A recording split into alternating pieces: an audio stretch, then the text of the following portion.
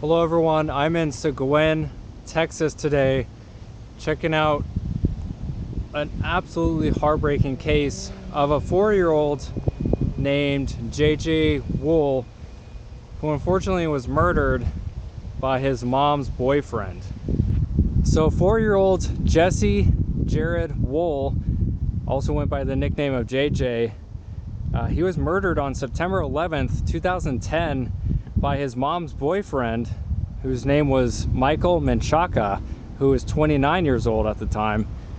Now, Michael Menchaca told the police that 4-year-old Jesse, or JJ, slipped and fell several times in the shower, and that is how JJ apparently got injured and ultimately died.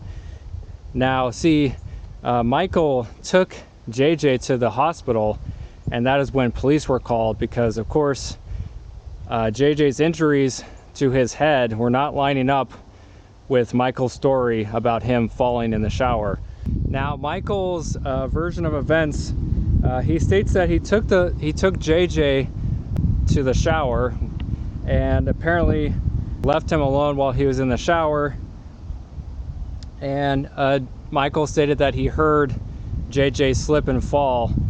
So Michael says he rushed in there and found JJ with like a small amount of blood coming out of his head, but he seemed fine.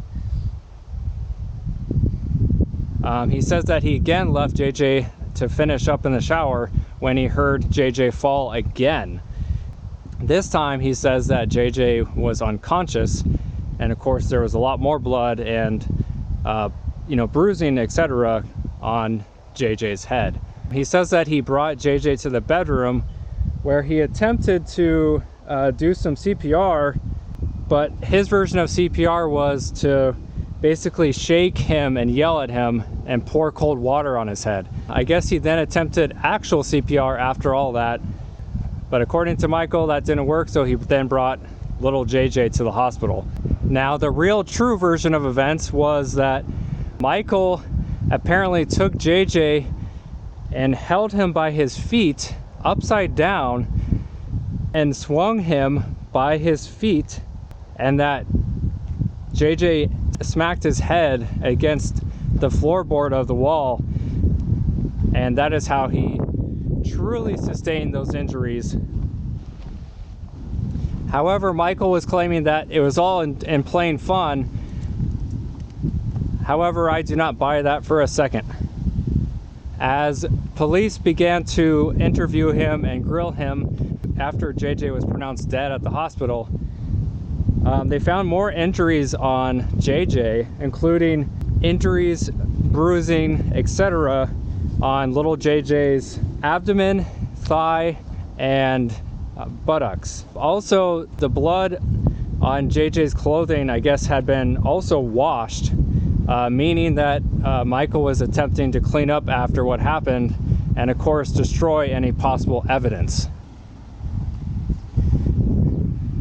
So, of course, with all that evidence and the fact that little JJ's injuries did not line up with what Michael's version of events were, Michael finally confessed to again grabbing JJ by his legs and swinging him around until his head hit the base of the wall.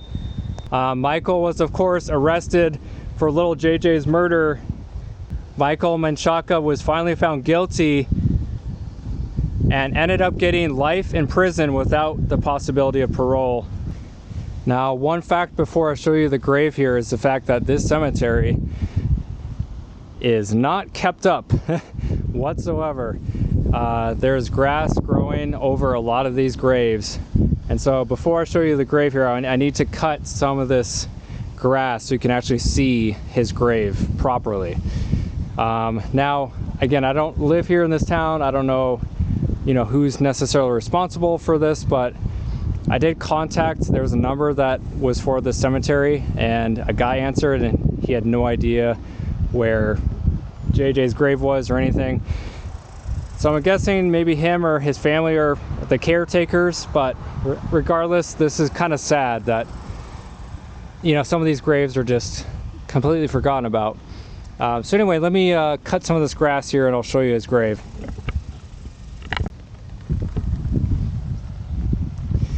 Alright guys, now that I got rid of a lot of the grass, you can actually see his grave here.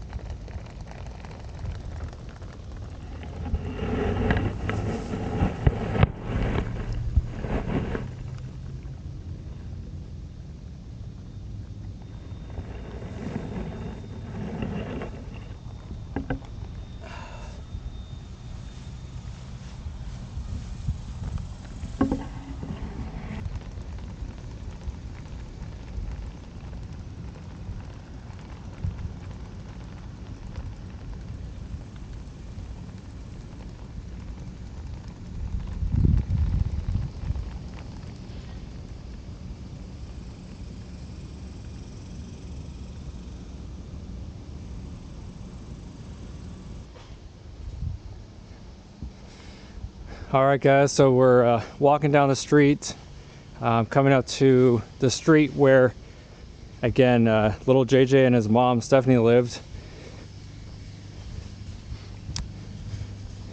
The street's called Bonig Street, I believe is how you pronounce it. We're going to come up here and turn left. Alright, I don't know if you guys can see the street sign because of sun glare. But this is Bonig Street. So their house is going to be up here on the left, 759 Bonig Street. Yeah, don't mind the loud dog. But anyway, so this is 759 Bonig Street. This is where Stephanie and little JJ lived. This is where he was killed, inside this house.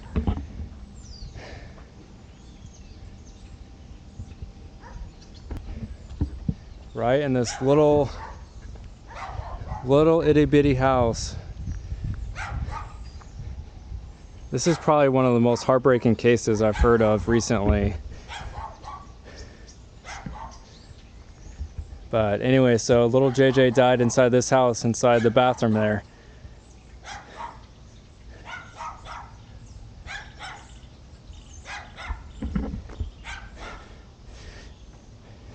There is zero justification.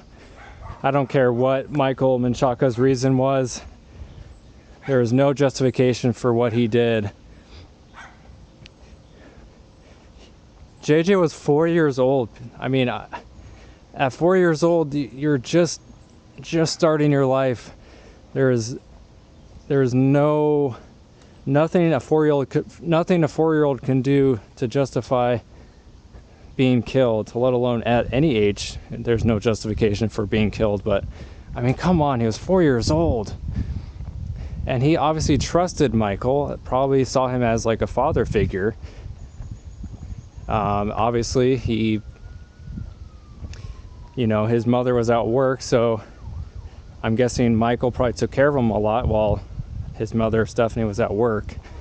So he obviously saw Michael as, his friend, his dad figure, all that combined. So it's just, it's just one of those, it'll pull on your heartstrings, heartbreaking case to say the least. Anyway, don't mind me, I'm all sweaty. Obviously it's Texas during summer, so and what can you expect? But anyway guys, that pretty much wraps it up. Showed you his grave, just showed you where he lived and was killed at. And again, if I find any more articles that talk about why Michael did what he did, I will obviously insert that for you guys, but I have no words. It's just, I just can't fathom how anyone can do that to a little kid, little 4-year-old. I really can't. Anyway, guys, if you're new around here, make sure you subscribe if you haven't already. Ring that little bell next to the subscribe button. And again, until next time, my name's Harmon, and I'll see you on the next one. Thanks for watching.